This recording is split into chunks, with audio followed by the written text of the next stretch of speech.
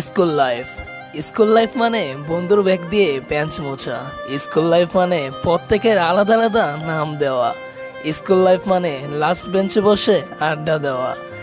আজ স্কুল থেকে দূর হয়ে গেলেও হৃদয় থেকে স্কুল দূর হয়নি।